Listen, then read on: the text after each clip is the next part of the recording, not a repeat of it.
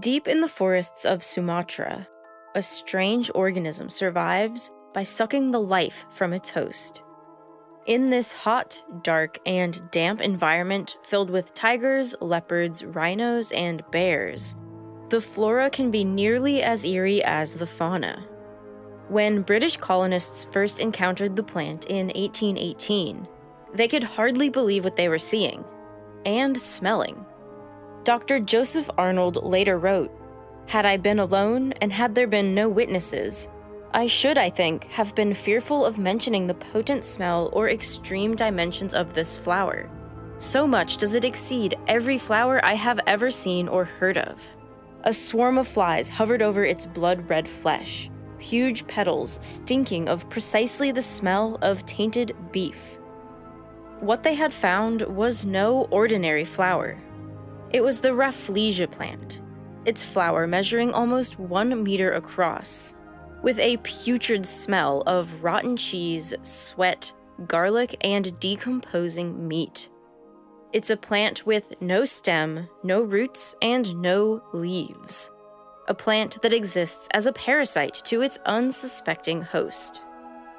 The plants in the Rafleshia genus are some of the strangest in the world, and among the rarest. They grow in rainforests from Thailand and Malaysia to Indonesia and the Philippines, and are almost impossible to reproduce in laboratories. Despite their smell, Rafleshia are so iconic that they're one of the national flowers of Indonesia. They appear on stamps and currency in Malaysia. Their buds are considered a delicacy in Thailand, and the indigenous people of Borneo use them for medicinal purposes. While other smelly flowers, like the Titan arum, draw huge crowds whenever they bloom in botanic gardens, Rafleshia flowers have rarely been seen outside of their jungle habitat. That makes them exceedingly mysterious, and perhaps stranger than other corpse flowers. Even though Rafleshia flowers haven't been turned into tourist attractions like the Titan arum, they share some important traits with the other pungent plant. Both are enormous, Rafleshia being the largest flower known to humans, and Titan arum being the largest inflorescence, which is a collection of many small flowers. And both smell absolutely terrible. But why on earth would something evolve to be this stinky? And why are the biggest flowers in the world also the stinkiest?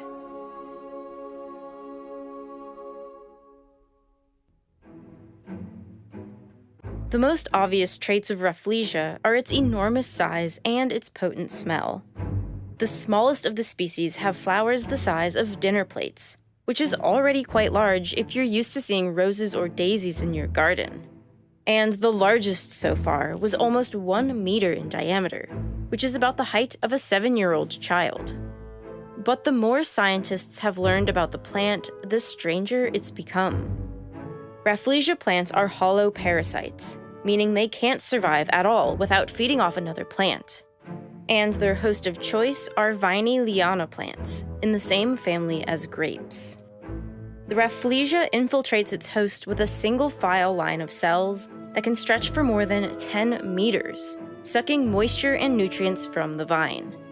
Depending on the species, these threads will spread through the vine for up to 18 months before a bud ever appears.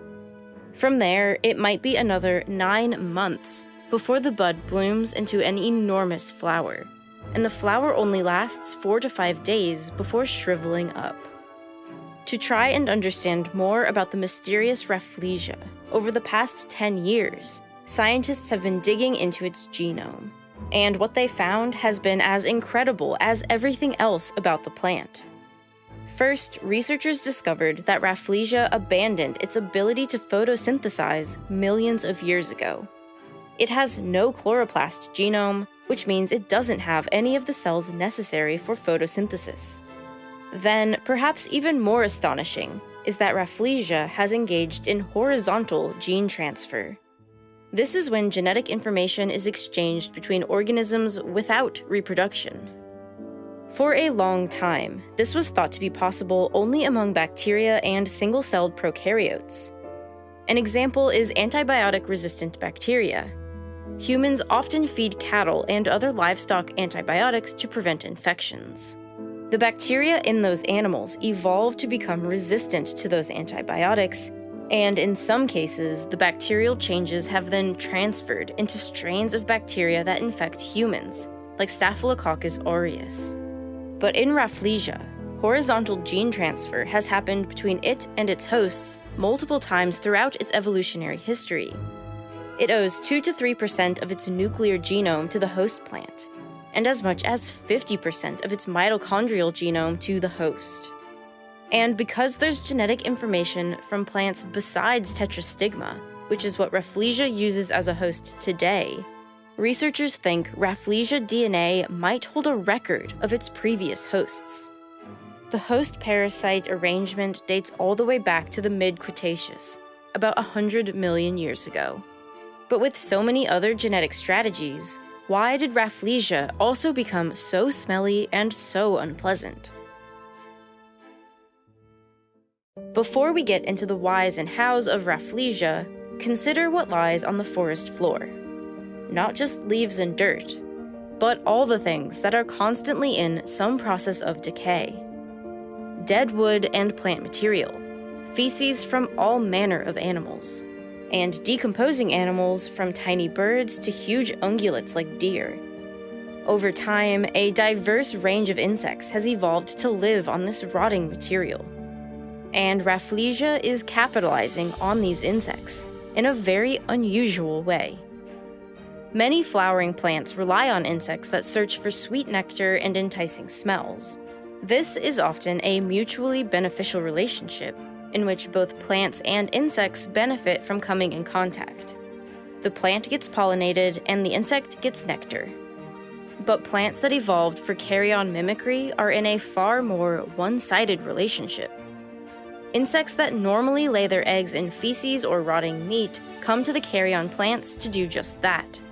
They get covered in pollen while depositing their eggs, but when the eggs hatch, the larvae have nothing to eat. The flies do most of the work, and the plants get all the benefit. This is exactly how Rafleshia operates. It emits chemical compounds like dimethyl disulfide and dimethyl trisulfide. Those are both compounds produced by the bacterial breakdown of meat, which explains why the flower smells so terrible. But when scientists compared blowflies visiting rotten meat versus Rafleshia flowers in the wild, one species of fly made up 97% of all the visitors to the flower, while this same species accounted for only 25% of the flies visiting the rotten meat. The scientists found that Rafleshia was also producing other chemicals, like benzenoids. For that reason, the scientists hypothesized that Rafleshia uses more than just the smelliest smells to attract specific flies. It has its own unique chemical mix. But Rafleshia doesn't stop there. The spongy texture of the petals also mimics decaying flesh, and some species of the plant even generate heat, a trick called thermogenesis. It's rare in plants, but other stinky species do it as well, such as the skunk cabbage. For Rafleshia, the heat might help disperse its stink more widely. Luring in carrion flies could also be why such smelly plants have evolved to be so huge. Their greater size might make them look more like dead animal carcasses, might help flies see them on the crowded forest floor, and could help to temporarily trap the insects. Because while carrion plants like Rafleshia don't eat flies like carnivorous plants, they still need the flies to get up close and personal with them. Unlike many other flowers whose pollen is light and powdery, the male Rafleshia flowers have a viscous liquid pollen.